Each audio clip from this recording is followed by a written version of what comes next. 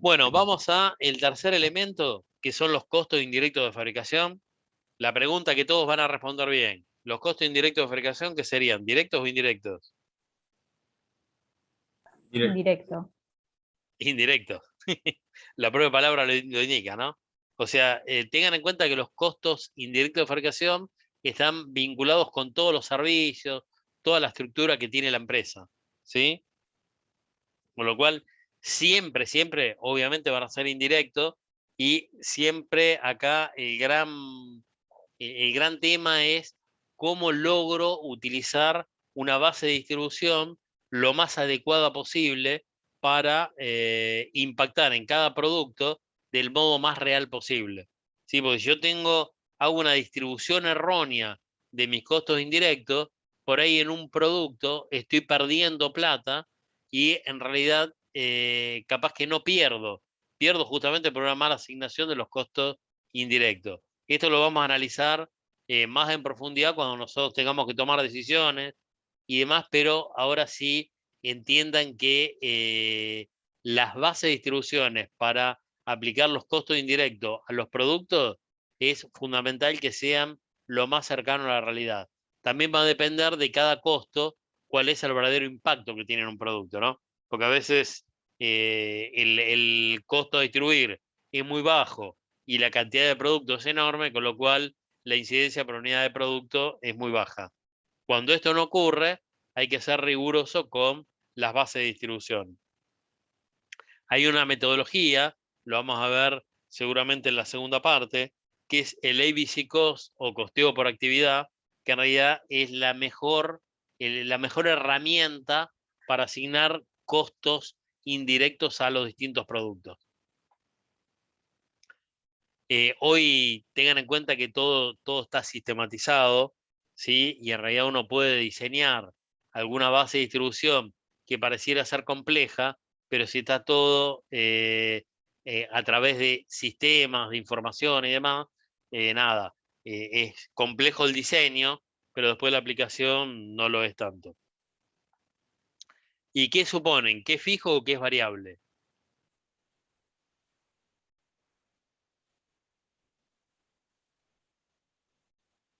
¿Qué suponen, chicos? ¿Fijo o Haciendo trampa, variable? leyendo lo que hay, dice que pueden ser los dos, pero normalmente fijo. Bueno, si lees me dan la respuesta. La idea es que me des la respuesta sin leer, ¿sí? De lo que ustedes suponen. Normalmente fijo, y acá apliquen, esta es una materia de mucho sentido común, chicos. Lo único que tienen que tener individualmente ya el sentido común incorporado.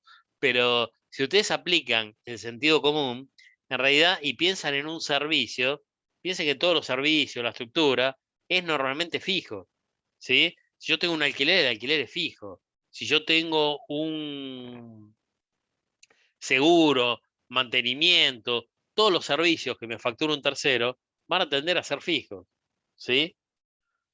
El único costo de indirecto que se convierte en variable, que recuerden que la clase pasada lo habíamos definido como semivariable, el único fijo que se convierte, el único costo indirecto que se convierte en variable es la fuerza motriz, ¿sí? ¿Por qué? Porque la fuerza motriz, que recuerden que la fuerza motriz es la energía que yo muevo todo mi proceso productivo, toda mi planta.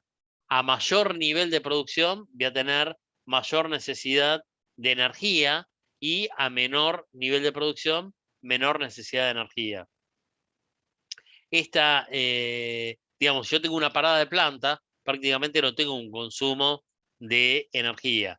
Piensen que hay un costo de energía porque el almacén consume energía, hay un costo de energía. Lo que pasa es que el proceso productivo es aquel que demanda el 99% de la energía. Entonces, la fuerza motriz es el único que, desde el punto de vista práctico, lo vamos a considerar variable. Después, todos los demás son fijos. Pensemos en la amortización en la contabilidad de costo, en el costeo por absorción, una amortización de una maquinaria también es fija. ¿Por qué? Porque recuerden que se amortiza según la vida útil de un bien por normativa contable. Una maquinaria, lo habíamos visto en la clase pasada, supongamos que una maquinaria me costó 120.000 pesos, tiene 10 años de vida útil, yo voy a amortizar 12.000 pesos por año y voy a amortizar 120 dividido 10, ¿no? 12.000 pesos por año y voy a amortizar 1.000 pesos por mes, 12.000 dividido 12, ¿sí? Entonces se convierte en fija.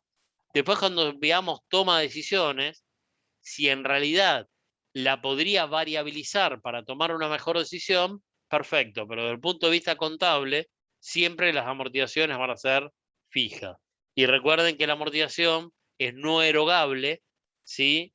Y que es el único concepto no erogable por excelencia, y todos los demás costos indirectos de fabricación van a ser erogables, ¿sí? El no erogable es aquel que no implica una salida de fondos. Profe, Para, sí, perdón, un cambio de planta, por ejemplo, ¿va a ser también un costo fijo ahí en ese momento, sí. por ejemplo? Acordate que cuando vos cambiás, tenés una mayor capacidad. Ponle que ampliás la planta, tenés un mayor nivel de producción. Cuando vos cambiás planta, porque el cambio de planta me parece algo muy amplio, ¿viste? Quiere decir que vos abandonás una fábrica y vas a una nueva. No es lo que ocurre normalmente. Normalmente la empresa va generando actualizaciones de la planta, no un cambio así como diciendo, esta la cerramos, vamos a una planta nueva. No sé, dame un ejemplo para poder interpretarlo. No, por ejemplo, no sé, un lugar que funcione con depósito, en el cual haya crecido mucho en los últimos años y necesite ya mudarse a otro lugar mucho más grande con otras dimensiones. Entonces, ahí también, Es un cambio de estructura. Vos claro, ahí ponele, a ver, una fábrica no la mudás, ¿sí? Diciendo que vos sos una empresa de reventa, sí, obviamente los depósitos los vas modificando porque no tenés nada, es la estructura de un almacén, ¿sí? Pero una fábrica, que vos tenés todo un proceso productivo, normalmente no es que se mude una fábrica, ¿sí? Vos hacés mejoras de la fábrica, ampliaciones de la fábrica, le cambiás la tecnología a la fábrica, cambiás el equipamiento, pero normalmente la fábrica no es que se está mudando una fábrica. Vos podés generar una nueva fábrica y en realidad tenés dos fábricas, inclusive la anterior, que por ahí puede tener cierta obsolescencia, sigue operando también, ¿sí? Vos ahí lo que cambiás es capacidad, pero la capacidad está vinculado con la estructura siempre fija, ¿sí? Una planta nueva es un costo fijo. Vos tenés tú una planta, la planta la vas a amortizar en 50 años. Bueno, será el equivalente de esa amortización distribuido en 50 años. ¿Se entiende? Profe, disculpe, una consulta. ¿Una dale. metalúrgica se puede hacer eso? Cambiar directamente de fábrica de un lugar al otro. Sí, sí. Pues lo podés hacer en cualquier tipo de empresa, ¿eh? Vos imaginate, no sé, una fábrica de plástico donde tenés un montón de inyectoras. Vos mañana te dan la tenés en la provincia de Buenos Aires. Mañana te dan un beneficio económico en la provincia de Santa Fe. Y agarrás y te vas un beneficio fiscal, perdóname, o una exención impositiva, lo que fuere. Y te vas a la provincia de Santa Fe. La podés trasladar. Lo que te quiero decir que en realidad la planta en sí misma, ¿sí? Siempre termina siendo un costo fijo, no importa lo que ocurra, ¿sí? Siempre termina siendo un costo fijo. ¿Se entiende, chicos? Sí, sí, perfecto. ¿Se entiende? O sea, la variación es independiente y el traslado es independiente. Lo que yo te digo no es normal, o sea, cuando yo te digo normal, te hablo de la habitualidad, ¿sí? Vos me decís, ¿se puede trasladar? Sí, se puede trasladar las plantas. Se puede convertir. De hecho, hay plantas que quedan obsoletas. Vos te podés ir a eh, no sé, industria láctea, la que se te ocurra, y en realidad sí, continuamente. De hecho, ahora, yo sé, las empresas de biocombustible. El biocombustible, hace 10 años atrás, estaba, no sé, las empresas que generaban mayor rentabilidad, tenían un margen de ganancia enorme. Entonces, en todo lo que era los alrededores del puerto de Rosario, pues justamente utilizan el insumo principal son los granos, y todo pasaba por puerto, y sigue pasando, por Puerto de Rosario, habían hecho un montón de emprendimientos de biocombustible, ¿sí? Hace bastante tiempo que eso se fue cerrando, ¿sí? Porque ya perdió rentabilidad, perdió beneficio, se exportaba mucho a Europa, Europa puso restricciones, ¿sí? Y en definitiva se rompió uno de los mercados compradores principales, y bueno, hay muchas plantas que fueron cerrando, o otras a veces las van trasladando también, si es posible trasladar. Todo depende de cómo sea la estructura o la particularidad del proceso productivo que estemos hablando, ¿sí? Lo normal es que no. Y depende. Si tenemos una fábrica de pasta, sí, chicos, la pueden trasladar. Una fábrica de chocolate, la podés trasladar. Si tenés una industria automotriz, y bueno, seguramente no es trasladable una línea de producción de una industria automotriz. Sí, depende el tipo de planta y de proceso productivo que estemos hablando. Una refinería no la podés trasladar, ¿sí?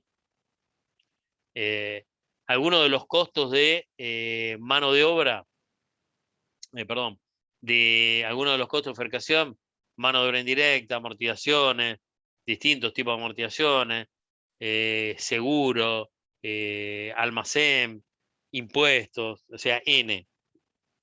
Podríamos hacer una lista enorme de todo lo que serían los costos indirectos de fabricación.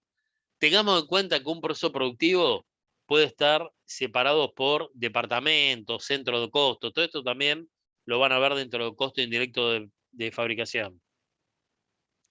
Que un proceso productivo tenga N cantidad de centros de costo. En realidad el centro de costo, imagínenlo como estaciones intermedias que una empresa pone para poder medir eficiencia, porque en definitiva hay un quiebre dentro del propio proceso productivo donde tiene un responsable diferente a el centro de costo subsiguiente. Una empresa puede tener 1, 10, 20 centros de costo, o no tener ningún centro de costo, que sea todo un proceso integral. ¿Es bueno tener muchos centros de costo o no tener centro de costo?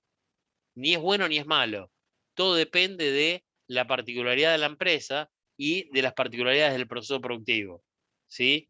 Que tenga centro de costos intermedio, nada, es un proceso productivo un poco más largo, donde en definitiva yo voy a tener estaciones intermedias donde voy a tratar de hacer controles intermedios. Muchas veces, cuando el proceso productivo es complejo, es recomendable que tenga estaciones intermedias, porque si yo no tengo ninguna estación intermedia, por ahí, si hay un defecto en el proceso productivo, recién lo voy a identificar cuando tenga un producto terminado defectuoso. Si yo tengo estaciones intermedias, como tengo diversos responsables, cada responsable va a pretender que lo que le provee la estación anterior o el centro de costo anterior tenga todas las características necesarias para poder proseguir el proceso productivo.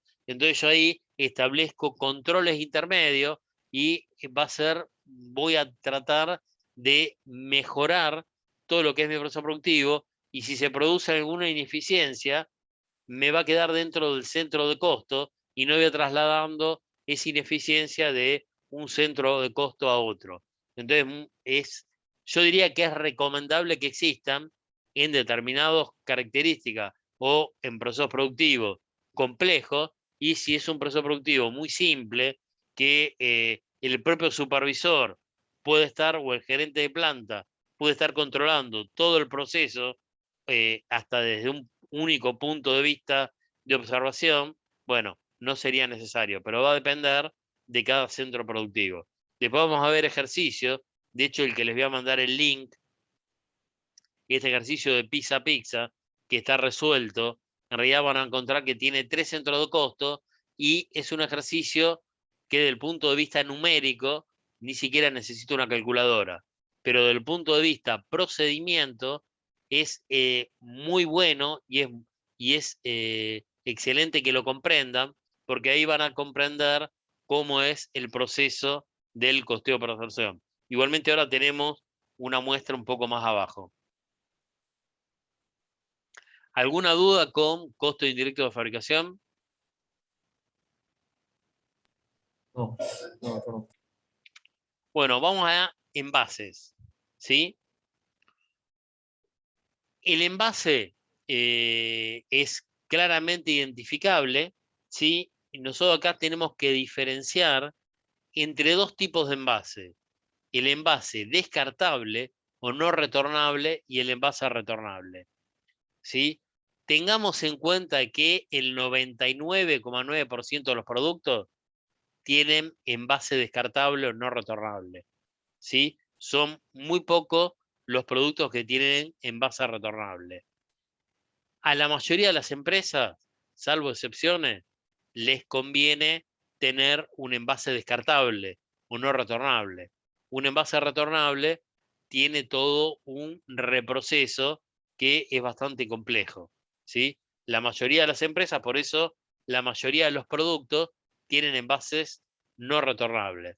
Si quieren, caminen imaginariamente por una góndola, ¿sí? Y van a ver que la gran mayoría de los productos están en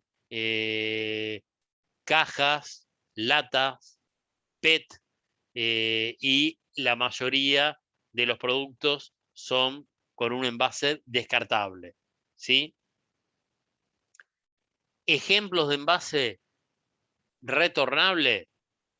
Un típico ejemplo de envase retornable es la garrafa, ¿sí? Que ahí está bien que el envase sea retornable, porque imagínense si estaríamos por la vía pública en zonas donde se utilizan garrafas porque no tienen red de gas natural y en definitiva estarían las garrafas tiradas por la calle.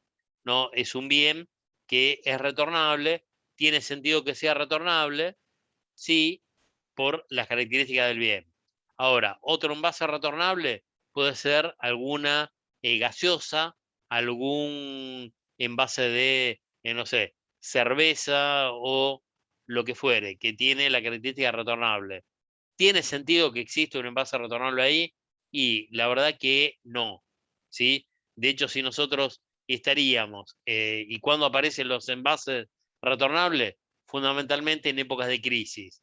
Y muchas veces aparece para darle un menor valor de precio al producto, ¿sí? Es hasta por una necesidad comercial, pero si nosotros lo vemos desde el punto de vista de retorno de esa botella, ni hablar de un envase PET, ¿no?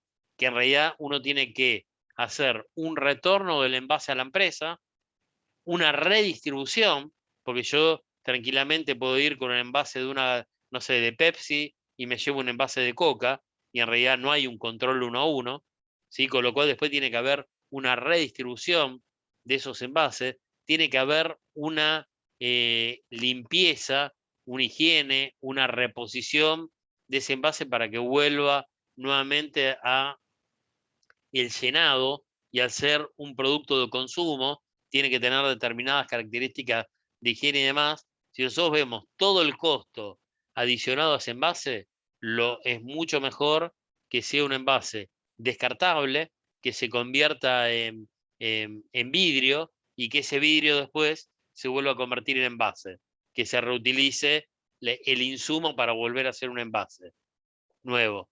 ¿Por qué se utiliza el envase retornable? Lo que dije, por algunas características a veces tienen que ver con el efecto de comercialización.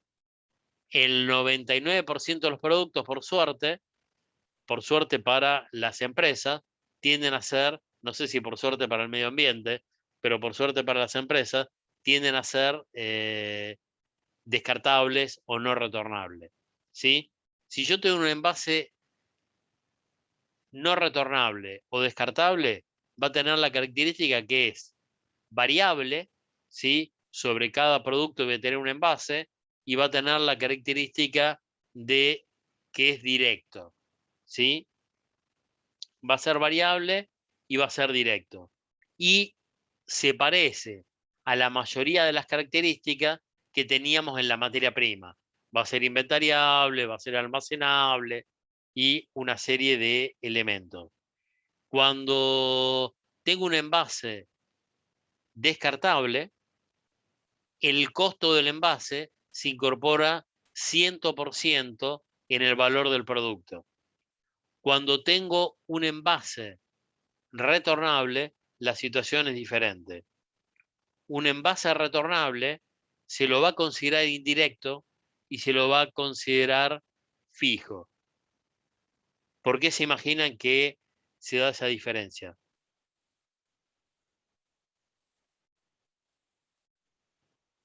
Y otra pregunta más. ¿El envase retornable forma parte del precio del producto? ¿Qué opinan?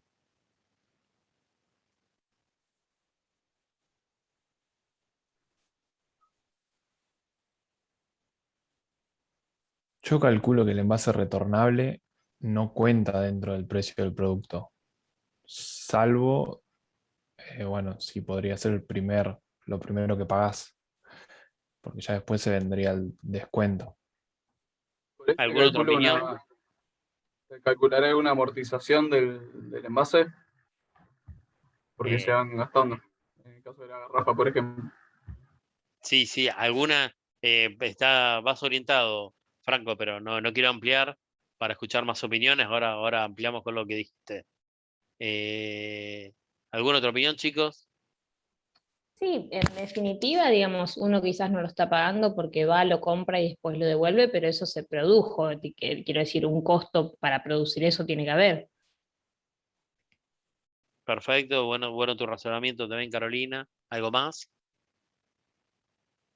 No, lo mío no es más aporte, sino una duda. En el envase retornable, cuando todo usted que va ahí que veo que dice que se tiene en cuenta, por ejemplo, no, perdón, que usted dijo, el tema de la higienización y demás, todo ese proceso, ¿se lo considera dentro del costo del envase retornable? Y sí, obvio, Ah, obvio.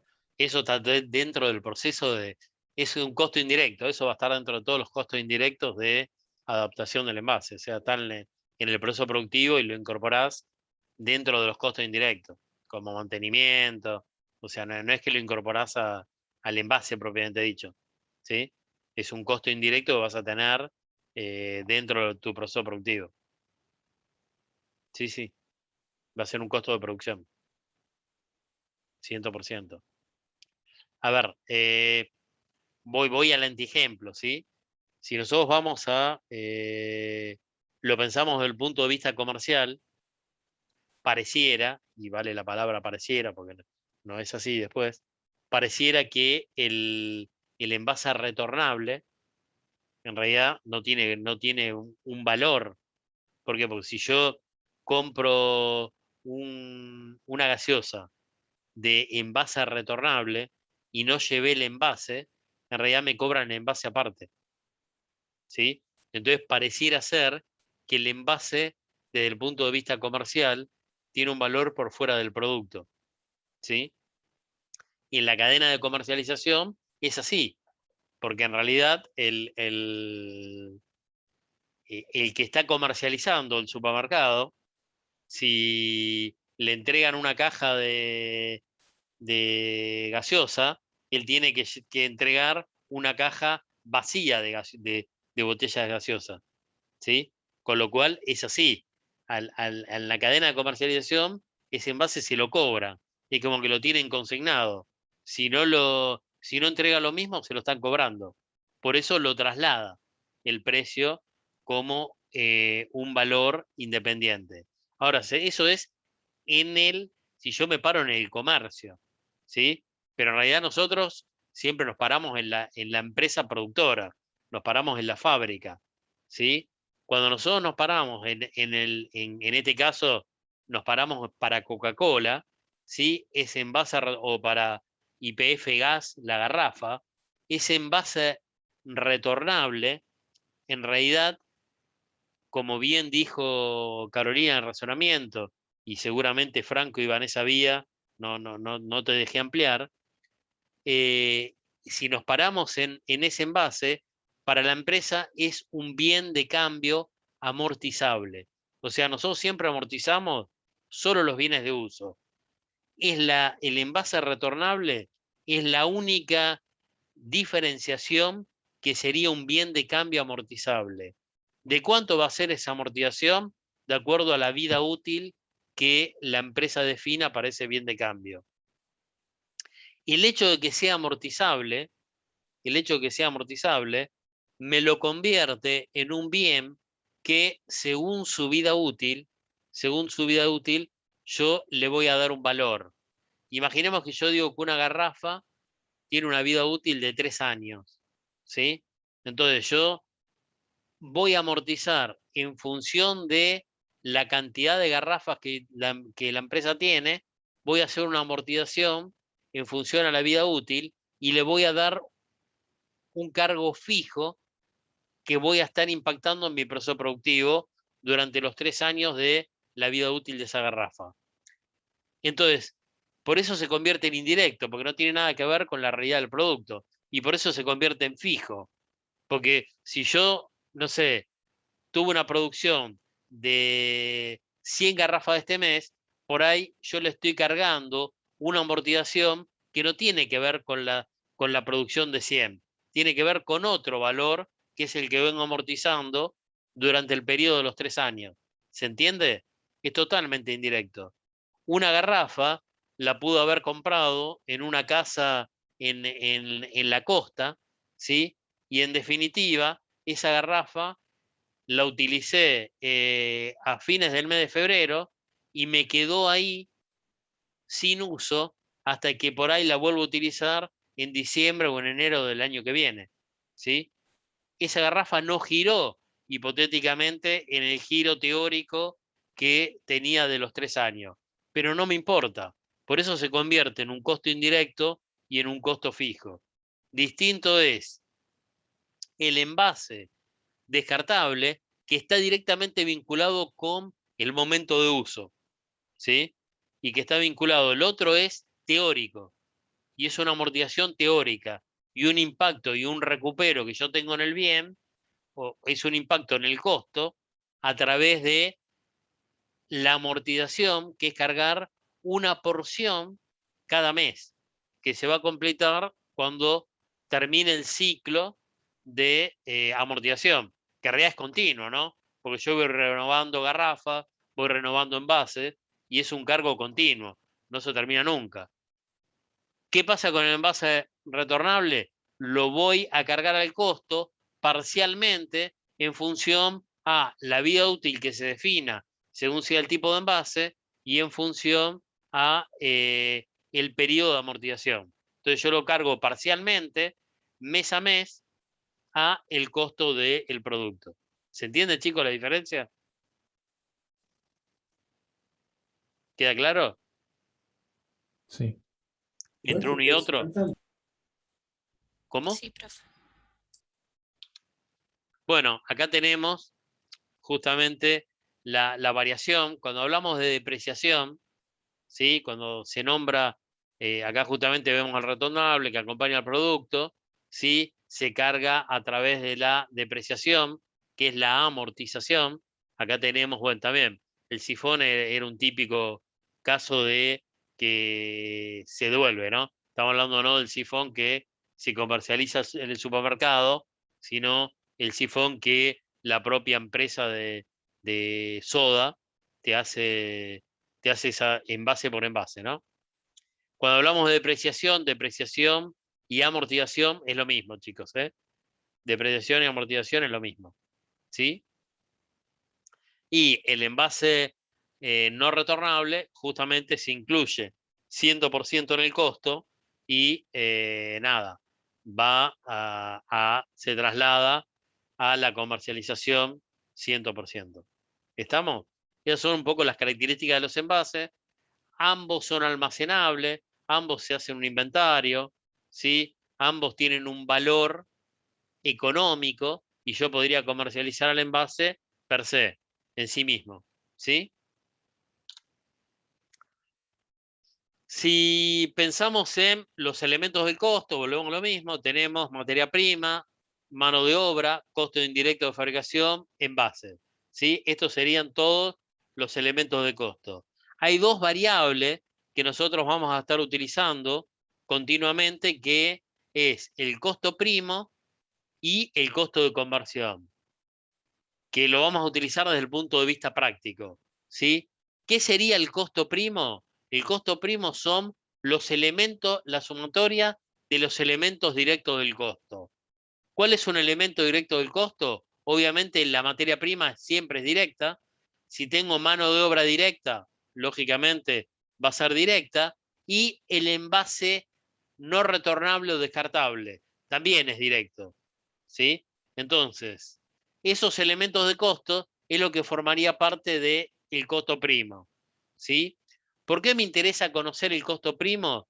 Porque en realidad, como les dije hace un ratito, un costo directo impacta 100% porque es directo al producto.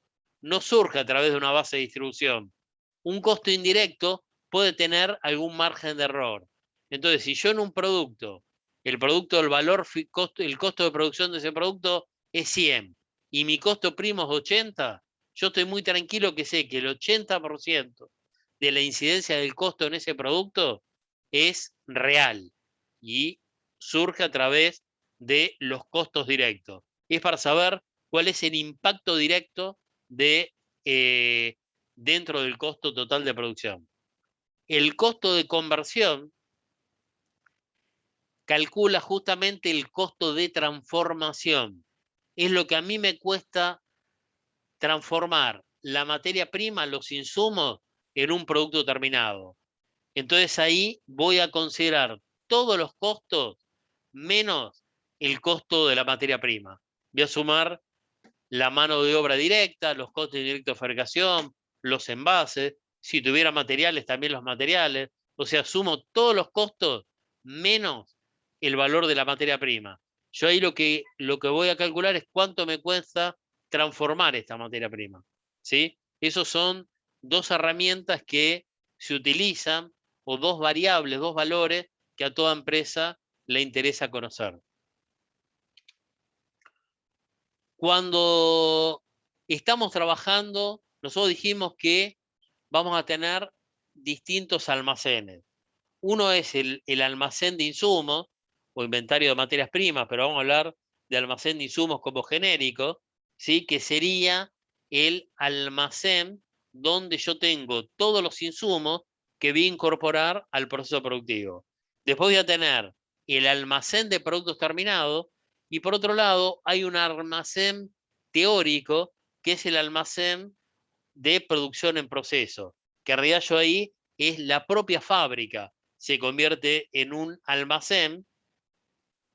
Cuando yo mido un almacén, en realidad recuerden que yo estoy costeando siempre por un periodo de un mes, ¿sí? Cuando yo costeo por un periodo de un mes, en realidad lo que estoy haciendo es definiendo al final del mes el valor del inventario, ¿sí? Cuánto vale la materia prima, cuánto vale el envase, cuánto vale el material X, cuánto vale la producción en proceso y qué valor tengo de productos terminados. Recuerden que vimos la clase pasada que la existencia final de mi almacén es lo que voy a incorporar como valor contable de bienes de cambio, ¿sí? En todo almacén yo voy a tener movimientos. ¿Cuáles van a ser esos movimientos? Ingresos y egresos, entradas y salidas, ¿sí? Dependiendo del almacén que yo esté hablando, la entrada y la salida va a ser siempre la misma, ¿sí? Lógicamente, entre la entrada y la salida, a mí me va a quedar un saldo. Nunca va a salir más de lo que ingresó o de lo que tenía, ¿sí? Pero si nosotros partimos en un momento cero, tengo ingresos, tengo salidas, nunca las salidas van a superar el ingreso. Entre la salida y el ingreso me queda un saldo. Ese saldo es la existencia inicial. La existencia inicial de un periodo se convierte en existencia inicial del periodo siguiente, ¿sí? Esa existencia inicial que yo tengo en el periodo siguiente justamente va a tener ingresos y egresos, ¿sí? Acá la salida no va a poder superar en el momento 2 a lo que tenía como existencia más las entradas. La diferencia entre lo que tengo como existencia más lo que incorporé menos lo que salió me va a dar una nueva existencia final. Esa existencia final al 31 de agosto 2021 se convierte en existencia inicial al 1 de septiembre 2021. Y otra vez tengo ingresos y egresos. Y me arroja un inventario final al 30 del 9, 2021 y así sucesivamente. ¿Sí? Y ese es el movimiento que ocurre en todos los almacenes. Siempre la misma situación. Ahora bien, en un almacén de insumos, ¿cuál va a ser la entrada? La entrada va a venir a través del proceso de compra de esos insumos, ¿sí? La entrada va a producirse de una materia prima por el costo de adquisición, por el costo de compra de la materia prima. O sea, yo en el almacén de materia prima voy a tener el inventario inicial, que es el final del periodo anterior, voy a tener las compras del mes. Vamos a suponer que yo estoy parado en el mes de agosto 2021. Mi inventario inicial va a ser la existencia que tengo el 1 de agosto 2021, que fue la existencia que tenía final el 31 de julio 2021.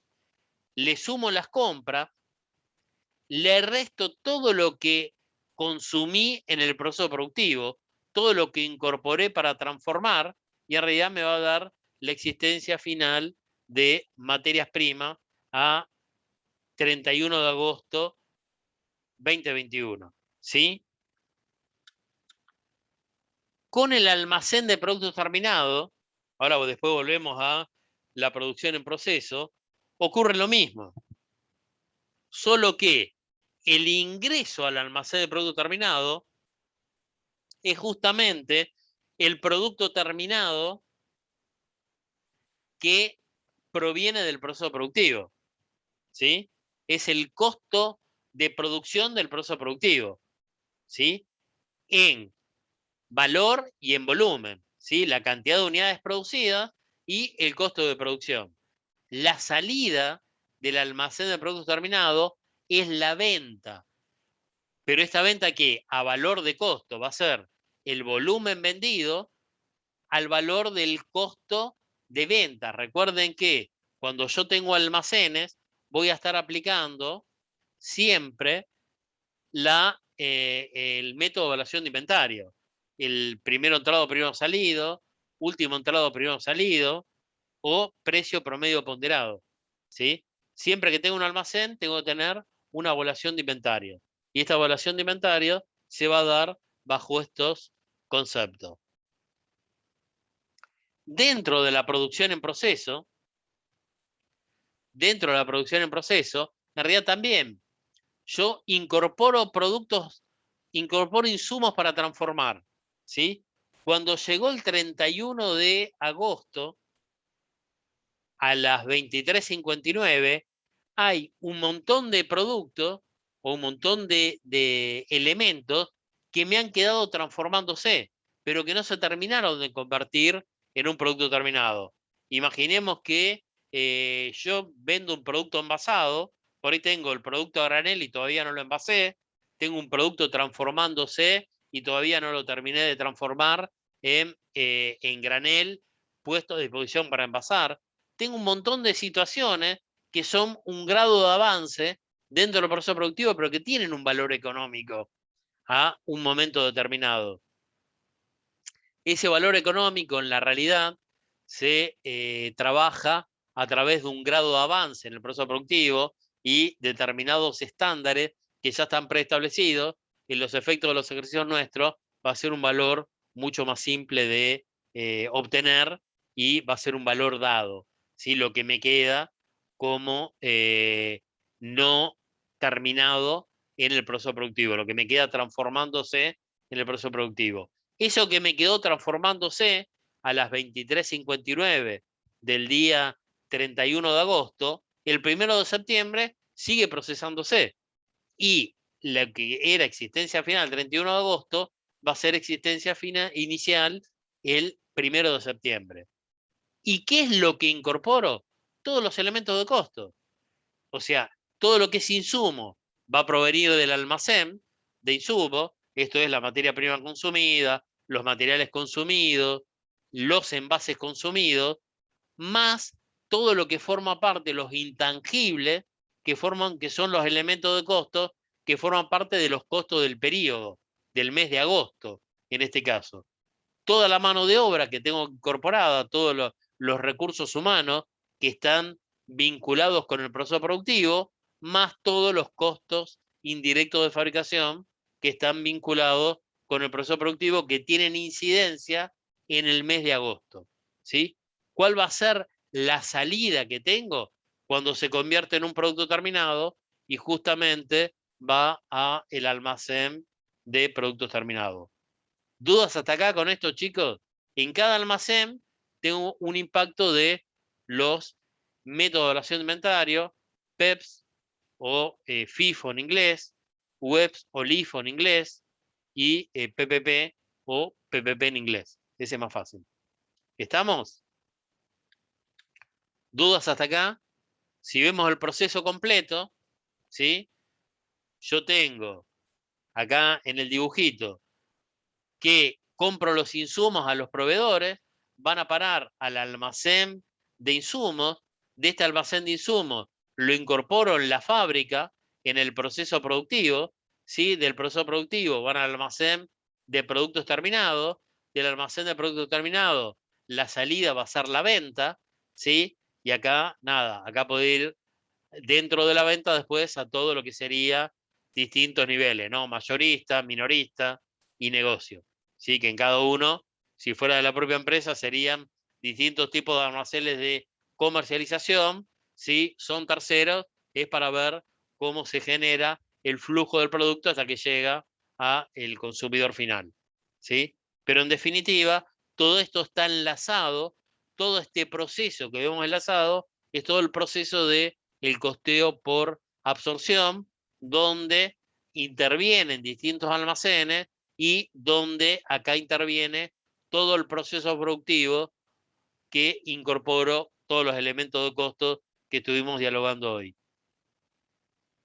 Si nosotros lo vemos desde el punto de vista de un esquema genérico, tenemos nuevamente el proveedor, el proceso de compra, el almacén de materias primas o de insumos, la producción, ¿sí? La producción va a parar al almacén de productos terminados, la distribución y de la distribución al cliente. Acá podemos ver distintos tipos de diagramas para que lo entiendan de diversas formas, ¿no?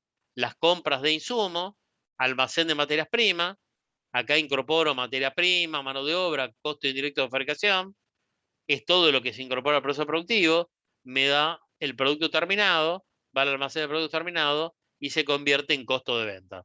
¿No? Distintos tipos de diagramas de cómo se van acumulando costos para que se interprete el proceso de acumulación de costos. Acá lo tenemos un poco más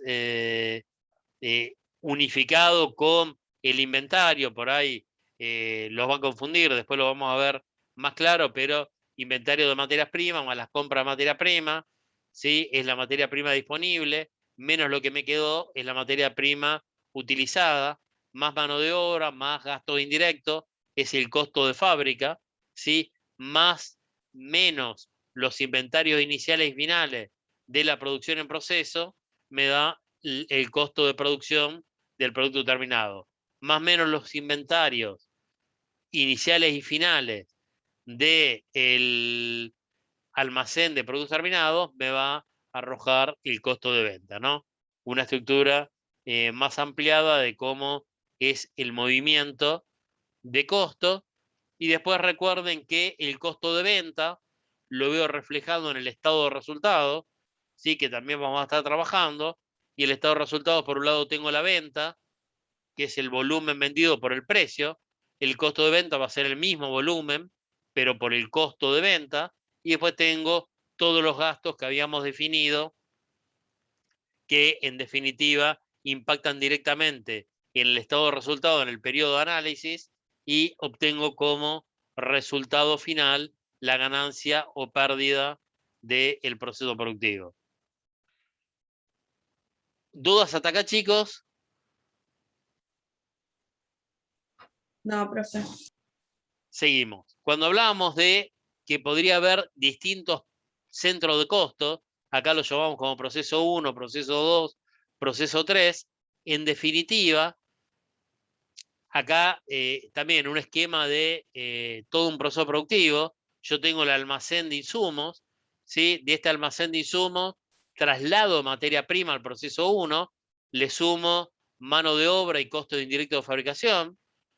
Dentro de este proceso yo podría tener inventarios o no, pero en definitiva, como el proceso productivo continúa, todo lo que genera el proceso 1 y no me queda lo que se termina en ese proceso 1, lo paso al proceso 2. Acá, justamente el saldo final del proceso 1 es lo primero que yo incorporo, más la mano de obra, más los costos indirectos de fabricación.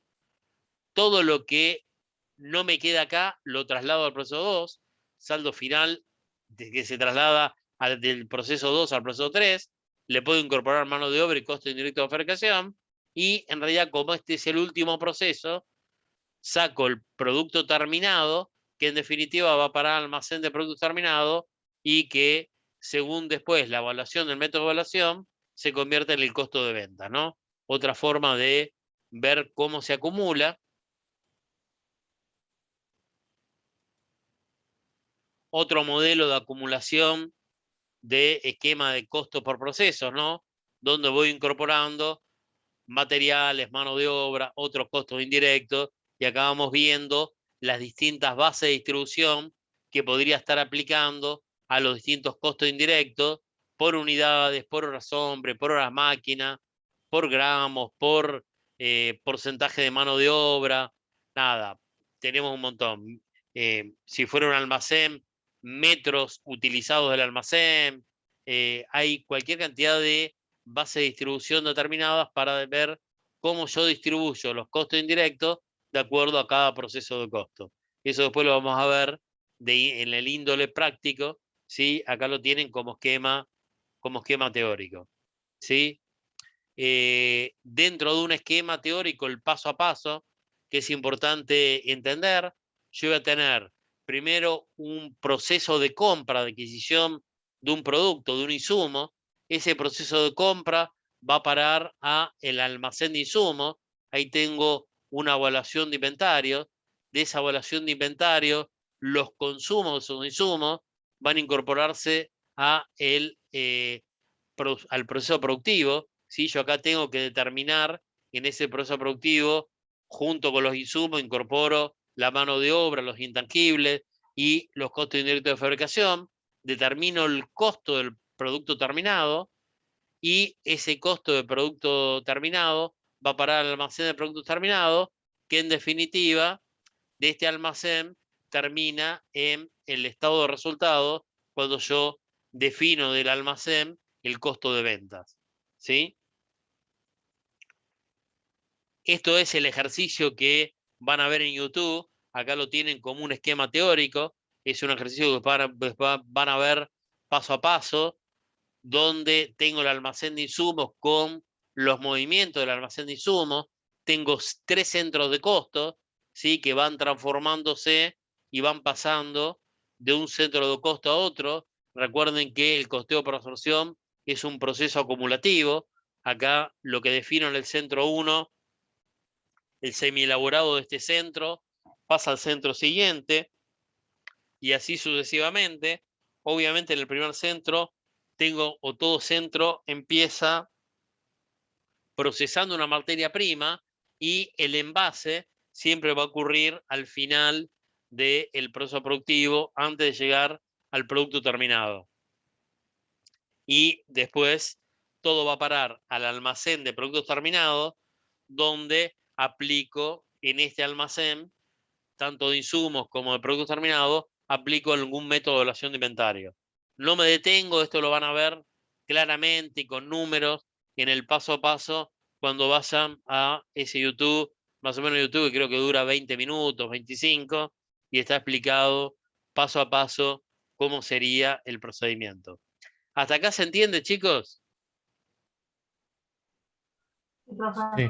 Sí, profe. Bueno, ahora vamos a ver 3 ejemplitos muy chicos para que terminar de cerrar la clase. Seguramente en 9:30 ya estamos cerrando, ¿sí? Vamos a ver ejemplos prácticos para que todo lo que vimos lo vean desde el punto de vista numérico y cierro un poco en cómo se aplica el marco teórico. Van a ver que es bastante simple, ¿sí? Vamos a ver una distribución de materia prima, uno de mano de obra y uno de costo indirecto de fabricación, ¿sí?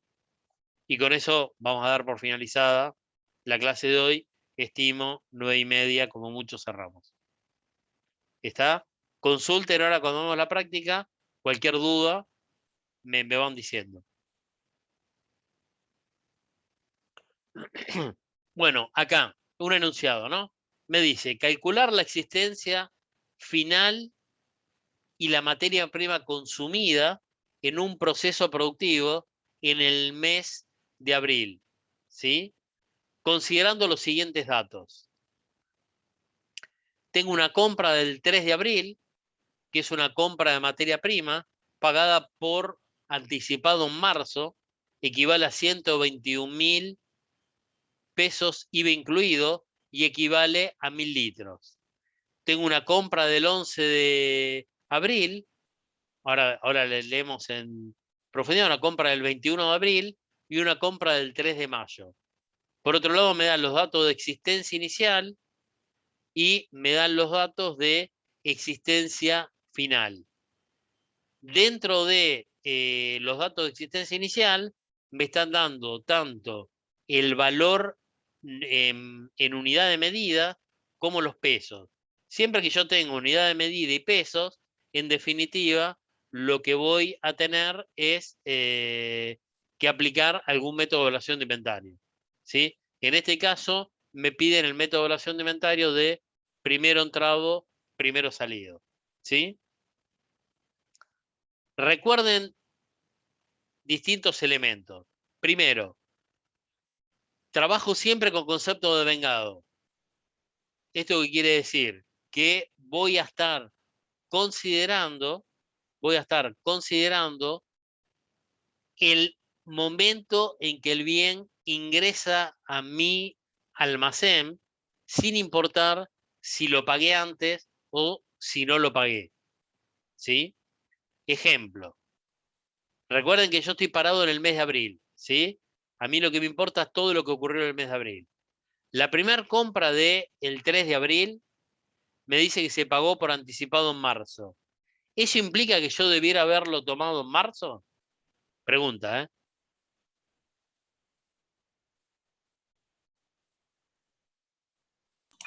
No, No, profe. No, sino cuando ingresó a la planta. Exactamente, no me importa el momento en que lo pago, ¿sí? Sino me importa el momento en que ocurre. Entonces, esta compra de el mes de abril la voy a considerar en el mes de abril. Y me dice 121 IVA incluido. ¿Qué tengo que hacer con ese IVA? Con este caso, ¿tomo los 121? No, No, hay que restarle restarle el IVA. dividirle el 1. Lo divido por 1.21 y en realidad lo que voy a tomar es 121.000 dividido 1.21 me da 100.000, ¿no? Y es lo que yo estoy tomando acá. La compra del 3 de abril la tomo por 100.000 pesos y equivale a 1.000 litros, ¿sí? Porque yo compré 1.000 litros. Por otro lado, incorporo en mi ficha de costos, voy a incorporar el dato de la existencia inicial, que era un dato, tenía 90.000 pesos, que también equivalen a 1.000 litros, ¿sí? Y ya lo incorporo acá como existencia final. Vamos a la compra del 11 de abril. Me dice, se compra materia prima, 80.000 masiva, hay un flete de 4.000, seguro de 3.000, un agente de compra nos cobra 1.000, pagado a 30 días en mayo y equivale a 800 litros.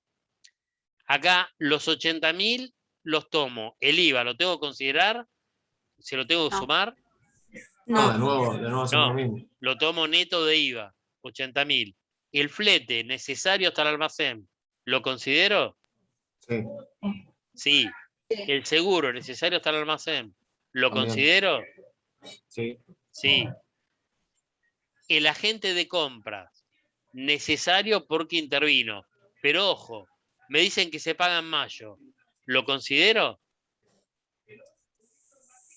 Sí, se considera igual, es por el concepto de vengado. Totalmente. Muy bien, Carolina. Excelente. Tal cual, se considera igual por el concepto de vengado. Con lo cual, esta compra, yo tengo que estar tomando 80.000 más 4.000 más 3.000 más 1.000, y en realidad el costo de esta compra del 11 de abril me da 88.000. ¿Sí? Dividido los 800 litros, me da un costo unitario de 110. En los dos casos anteriores me daba, en el primer caso, un costo unitario de 90 y en el segundo de 100, ¿no? La Perdón, compra, sí. ¿por qué a los 80 no se le dividió el IVA? El 1.21. No, porque es 80 masiva, ¿eh? No está Perdón. incluido. No está incluido. Leí mal. ¿Está? Cuando es más quiere decir que no lo tiene incluido, chicos. Sí, no, leí mal. Dale. 21 de abril, compra materia prima, 2.42 IVA incluido. ¿Qué tengo que hacer con este IVA incluido? Ahí sí. ahí sí sacarlo. Lo saco, me va a quedar 200.000. Hay una bonificación habitual por volumen del 10% y un descuento por pronto pago de 10.000. La bonificación habitual, ¿la tomo? Sí, Sí, por el concepto, no tienen por qué saberlo tanto, ¿no? Porque esto lo vimos en la clase de hoy. Sí, por el concepto de habitualidad. Con lo cual, esa bonificación habitual del 10% se la voy a estar descontando a el valor neto de IVA, ¿eh? O sea que yo a los 200.000 que tenía le voy a descontar 20.000. Y el descuento por pronto pago de 10.000, ¿lo tomo? no porque No, habitual. No No, porque porque es no es financiero, ¿eh? Acá no lo claro. habitual. No porque es financiero. Todo lo que está vinculado con concepto financiero nunca es costo, ¿eh? Pero eso pónganselo para toda la materia, ¿eh? Ningún concepto financiero es costo. Siempre va a ser un gasto financiero, ¿sí? Con lo cual acá considero parto de los 2.42 dividido en 1.21, me da 200.000, le descuento el 10% de la bonificación habitual, que es 20.000, y me queda un costo de 180.000, ¿sí? Que equivalen a 1.200 litros, porque es lo que me dice el enunciado, y en definitiva el precio unitario es 150. ¿Estamos? Profe, una consulta. Sí, Entonces, los habituales lo vamos a tomar siempre, los siempre, descuentos habituales. siempre, Ok. siempre. Después tengo una compra del 3 de mayo que se compró materia prima 150.000 y el flete 10.000, y esta compra, acá no lo estoy viendo, pero dice que esta compra se pagó por anticipado en abril. ¿La tengo que considerar? No, No, se toma en Porque es para mayo. mayo. No, se va a tomar en mayo. No me importa que la pagué en abril o que no la pagué. Se toma en mayo. Con lo cual, la compra esa del 3 de mayo no la considero directamente. ¿Sí? Y me dice que la existencia final es de 1.300 litros, ¿sí? Con lo cual, yo puedo sacar cuál es el consumo, ¿sí? Yo tenía 1.000 litros, ¿sí? Tenía 1.000 litros, en lo que es volumen, ¿eh? Yo tenía 1.000 litros. Le incorporé 1.000 primero, ya tengo 2.000, después 800, tengo 2.800, después 1.200, tengo 4.000 litros, ¿sí? Ahora voy a ir al almacén y tengo 4.000 litros. De estos 4.000 que yo tengo, en realidad me quedaron 1.300. Si tenía 4.000 y me quedaron 1.300, ¿cuántos vendí? ¿O cuántos consumí? No, vender no, porque estoy en materia prima. ¿Cuánto consumí en el proceso productivo? 2.700. ¿Sí? Este fue el consumo que tuve en volumen en el proceso productivo. ¿Dónde salen los 2.700? 4.000 menos 1.300, ¿no? De ahí salen los 2.700. ¿Sí? Ahora bien, estos 2.700 me dice que lo tengo que evaluar primero entrado, primero salido. ¿Qué quiere decir que lo tengo que evaluar primero entrado, primero salido? Que lo más antiguo es lo primero que voy a sacar. Esto quiere decir que me va a quedar mi existencia final valuado a lo más actual. Entonces yo tengo que llegar a 2.700. Tomo 1.000 de a 90. Tomo 1.000 a 100. Ya tengo 2.000. 2.000 menos 2.700 me queda 700. Tomo 700 a 110. Todo esto, 1.000 por 90, más 1.000 por 100, más 700 por 110, créanme que me da 267.000. ¿Cómo me queda evaluada la existencia final? Me va a quedar evaluado 100, que son los que me quedaron acá. Tenía 800, consumí 700, me quedaron 100 a 110 y 1.200, que es lo último que ingresó, a 150. Y ahí termino el método de evaluación de inventario por PEPS. Primero entrado, primero salido. ¿Sí? ¿Dudas hasta acá, chicos? Dudo de que parece muy fácil, profe. No sé. No dudes. Creo Porque que va a venir muy no, no dudes. complicado después. De hecho, esto que estamos viendo fue un ejercicio de examen. Todo lo que vamos a ver, chicos, en la práctica, fueron ejercicios de exámenes. Se los puedo asegurar. Todo, ¿eh? Absolutamente todo. No tengan duda que lo que ven es lo que van a ir viendo en todo el tiempo y lo que van a ir viendo el día del examen. ¿Sí? Es muy honesto esto, ¿eh? Y es así. 100% es así. ¿Qué hubiera pasado si esto hubiera sido último entrado, primero salido? En realidad, ¿cómo hubiera armado los 2.700? Con lo más antiguo. Entonces hubiera tomado 1.200 a 150. 800 a 110, ya tengo 2.000, 700 a 100. ¿Cómo me hubiera quedado esta existencia final? 300 a 100, 1.000 a 90. Exactamente inverso. ¿Sí? Para el PPP, no tengo lamentablemente la cuenta acá, tengo que sumar todos los valores, 90.000, más 100.000, más 88.000, más 180. Esto me da, bueno, si alguien lo puede sumar, o si no, no importa, pero la totalidad de 90 más 100, 190, 190 más 180, 370, ¿no? Si no me equivoco. 370 más 88, el valor que le dé, 458. Dividido 4.000, me va a dar un precio promedio ponderado. ¿Sí? Ese valor ponderado es el que voy a aplicar para los 2.700 y para los 1.300. Igual despreocúpense que vamos a estar viendo un montón de ejercicios y van a estar asignando este valor. Pero este sería un ejemplo de cómo se maneja un proceso de adquisición de materias primas. ¿Estamos, chicos, hasta acá? Sí. Profe, una consulta, ¿cuál es el más utilizado? El PPP. Ok. El PPP, y te explico por qué. Imagínate que esto está todo en sistemas. El PPP, cada nueva compra, te saca un nuevo precio promedio ponderado. ¿Sí? Cada nueva compra te saca un nuevo precio promedio ponderado. Ese precio promedio ponderado que te va sacando, en definitiva, imagínate acá, ¿no?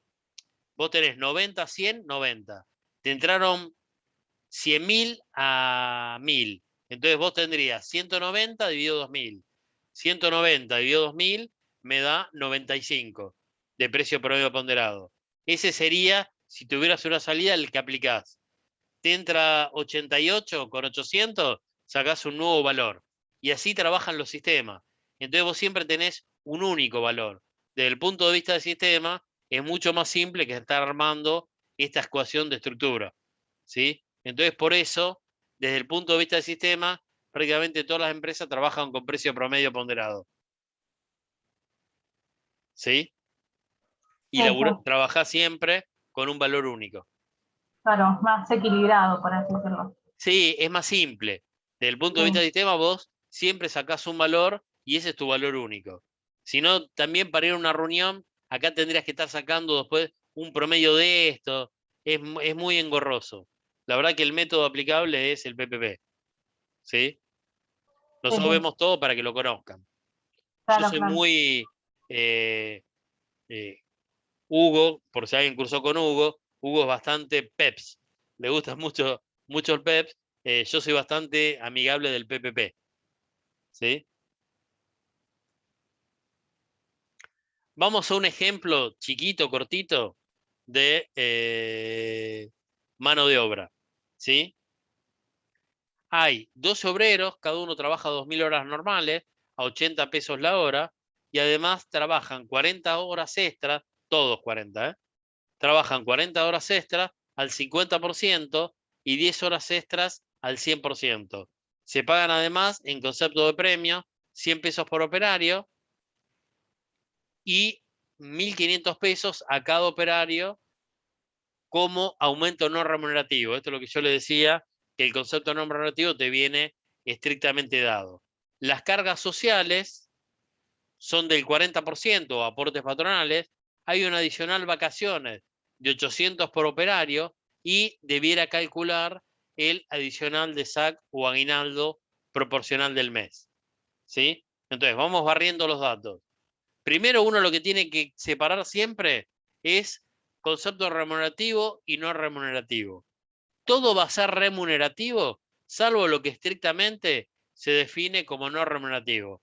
En este caso, ¿cuál es? Bueno, es una foto. Perdón. Lo que se define como no remunerativo, los 1.500 que son como no remunerativo, no remunerativo. Todo lo demás es remunerativo. ¿Sí? Entonces, tenemos datos, 12 obreros, ¿sí? Cantidad de un cuadrito, cantidad de empleados, hora, unitario, total. Tenemos 12 operarios, ¿sí?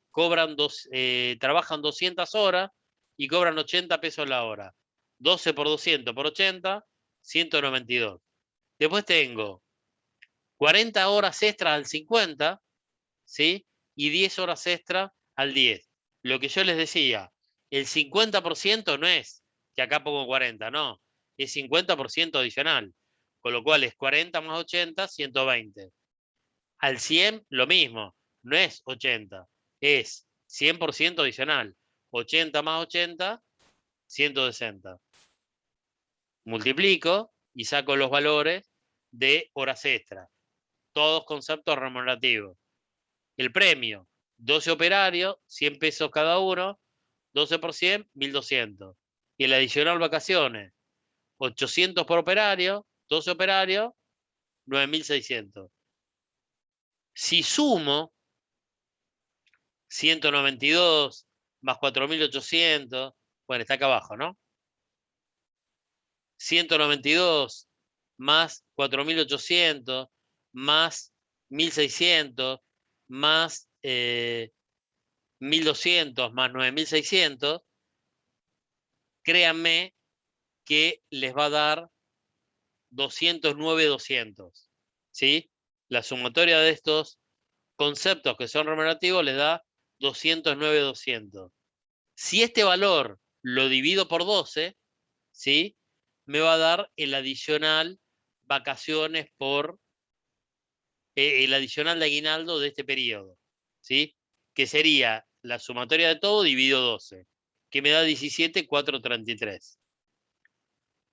Todos estos conceptos, horas normales, horas extras, premios, adicional vacaciones, aguinaldo, son remunerativos. Hago un subtotal de todos estos conceptos, o sumo 209 más 17.433, y a esa suma le aplico el 40%, es lo que le cargo de cargas sociales. ¿Sí? o de aportes patronales. Y después sumo, aislado, el valor del no remunerativo, que no es pasible ni de cargos sociales, ni forma parte de la base de aguinaldo, ni forma parte de nada, porque es un concepto no remunerativo. El concepto no remunerativo pareciera ser un salario que a uno le pagan en negro, pero que está incluido en el sueldo, porque en realidad se incluye en el sueldo, pero no es pasible de nada, ni de cargas sociales, ni aportes patronales, ni forma parte de la base de aguinaldo, ni va a formar parte de ninguna base, ¿sí? Le sumo en lo remunerativo, 1.500 por 12, 18.000, y eso me daría el valor total de mano de obra. ¿Estamos hasta acá, chicos? ¿Se entendió? Sí, profe. Por ahora sí. Bueno, y por último, se los muestro y lo van a hacer ustedes, ¿sí? Ven que si nos quedaba tiempo teníamos más material, por las dudas. Material no falta. Por último, chicos, acá tendríamos un costo indirecto de fabricación. Acá debieran separar, ármenlo ustedes como práctica, ¿sí? Lo vemos la clase próxima, debieran separar qué elementos corresponden como costo indirecto de fabricación, y acá tiene algunos que son gastos, que va directamente al estado de resultado.